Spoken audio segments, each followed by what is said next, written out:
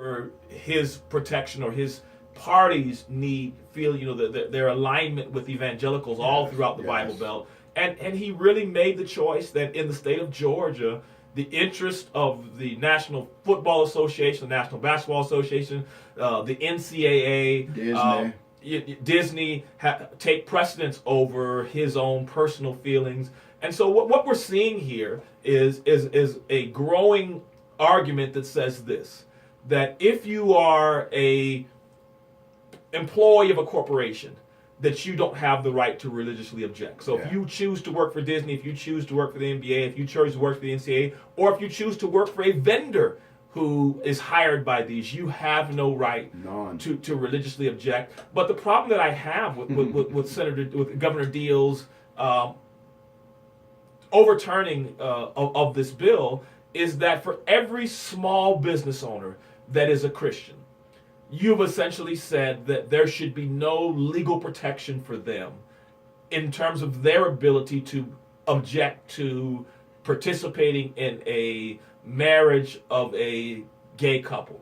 Mm-hmm. And so I have a problem with that. And so essentially what he said is that the Constitution, in its existing structure, gives you and I, Apostle Deal, Pastor Deal, every other clergyman in this city, every other church in this city, the right to object based upon our own religion. However, if Apostle Alvin Deal owns a bakery or a photography studio or even a hotel, that you would not have the right to object based upon that. So in other words, you could not, even as a hotel owner who is a clergyman, you could not tell a gay couple that they could not come into your hotel and not have their wedding service there, and you would be obligated to then, if you lived in the state of Georgia. Now I don't know what's going to happen in South Carolina, but that's sort of what I'm laying down for this show is where do we as South Carolinians and South Carolinians who are religious people, where do we stand on this fight? Where does our governor stand?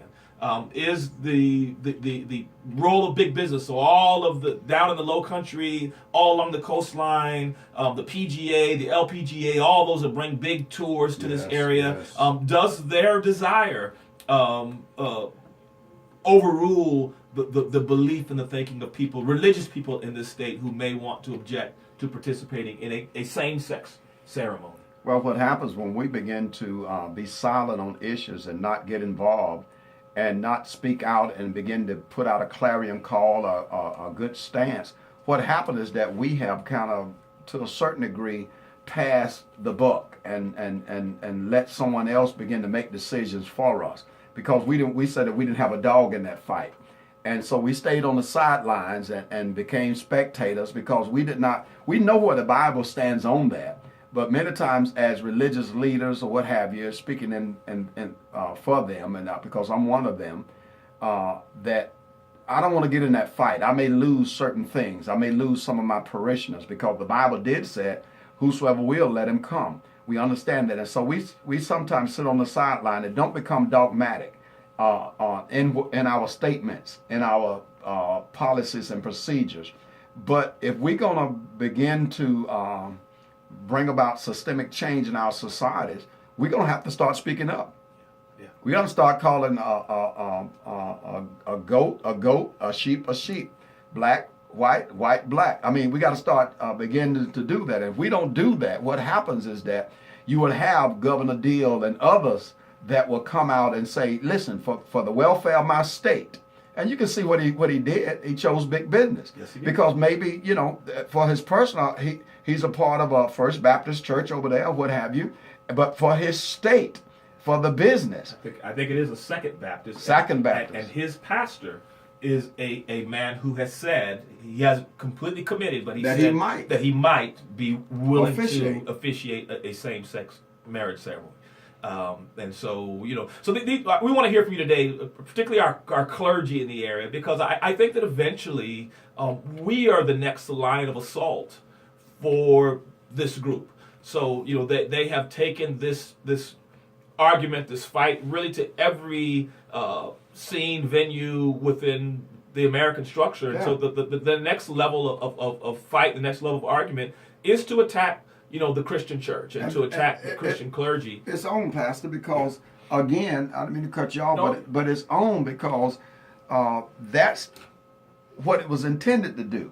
Now let me go scripture on us today, because 2 Thessalonians 2:7 said the mystery of iniquity does already work. Only he who will let until he be taken out of the way.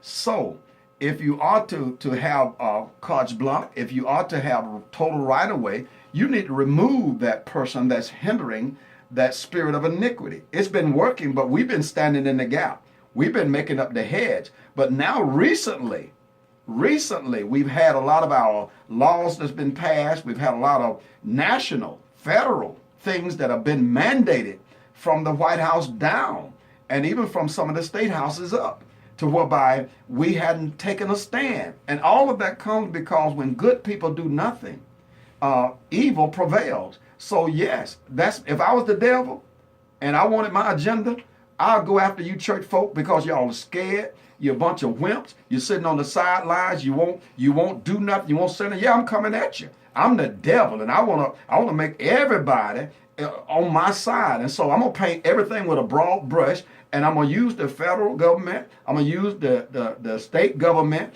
I'm gonna use the lawyers, and I'm gonna catch your butt in a catch to whereby you won't be able to do, because now you've given me that momentum. They have the momentum. Whenever the White House is painted in that rainbow coalition color, and that made a statement. Do you not understand, people of God? That made a statement in the heavens. That made a reverberation throughout the spirit realm. Demons begin to rise up. Isaiah 5:14 say, hell, open up a mouth bigger without measure, loosen some things, because we legally open up the door and portals for these spirits to come in. And they utilize men and women that have not made a commitment, that have not made a stance for the kingdom of God. So if I was the devil, hey, it's a heyday now. We might well just, just do what we do. So an interesting development also in the last 2 weeks, Apostle, is that many years ago I heard a bishop from Kenya say that the Western world had spent blood, sweat, tears, and resource, and booty, he called it, evangelizing the continent of Africa. Yes. And that over the course of these 3 decades, that the church in the West has lost its zeal for the gospel. And that now you're going to see a reversal of evangelism, where the African churches are going to have to bring a more mature missionary to America and to the West. Woo! And so in the last several weeks, you've had both the Johannesburg branch, the South African branch of the Anglican Church, threaten to pull out and reject the Anglican Church's desire to be inclusive. And then on the 15th of March, the Anglican Church of Nigeria has also pleaded for special status in the worldwide church to allow it to maintain its special stance on homosexuality. Nigeria has also announced it plans to boycott next month's Anglican church leaders, along with the Johannesburg branch, which is deepening this split in the Anglican Church over the issue of homosexuality. The Nigerian primate, who is the Archbishop Nicholas Oko, said the province, which is the largest in the worldwide Anglican communion, will boycott next month's Anglican Consultative Council in Lagos, Zambia, over this issue.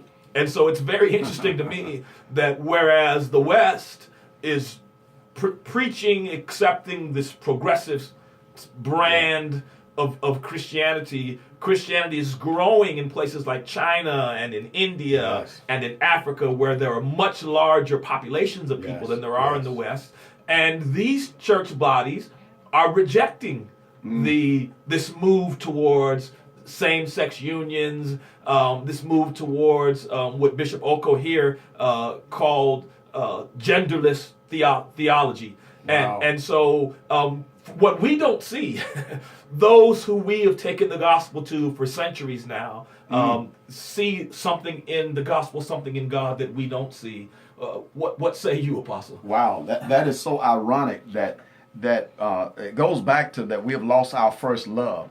We've started, doing the things that God called us to do, and this has been the United States have been the breadbasket of the world. We've been the greatest, sent out more missionaries than anybody, and now when you were making those statements of facts about these two churches of the Anglican Church begin to pull out because of the craziness of their mother churches just wanting to be politically correct, and they said, no, brother, we don't do that. We're not going to be man, woman. We're not going to do that. And that's no disrespect, but I can just hear their language saying that we're not going to do that. We believe God. We believe God.